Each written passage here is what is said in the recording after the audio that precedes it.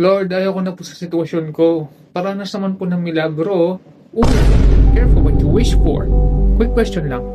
Kailan ba usually pinaparanas si Lord ang mga milagro niya? Yung mga miracles na mababasa mo sa scriptures are mostly associated with helpless situations. When the Red Sea was parted, Moses and the Israelites were cornered. When Jesus walked on water, mga disciples takot na takot sa mga matataas na alon. When Jesus calmed the storm, palubog na yung bangka ng mga disciples nun. When the three friends became four, they were about to be burned defenselessly. When the incurable diseases were healed by Jesus, even yung mga manggagamot wala nang magawa. See? Miracles from God take place in helpless events most of the time. Wala namang mas humingi ng milagro kay Lord kahit ako gusto ko, no? But the Lord desires to see us grow in faith and character development. Mas interesado siya na ma-develop ang character mo. Hindi yung ma-amaze ka lang. Wow, miracle! O tapos ano nangyari sa'yo? Si Lord nag-glorify siya. Ikaw?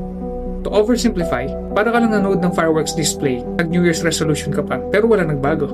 Yung nagpaulan si Lord ng kwek-kwek at malunggay pandesal sa mga Israelites, miracle yon.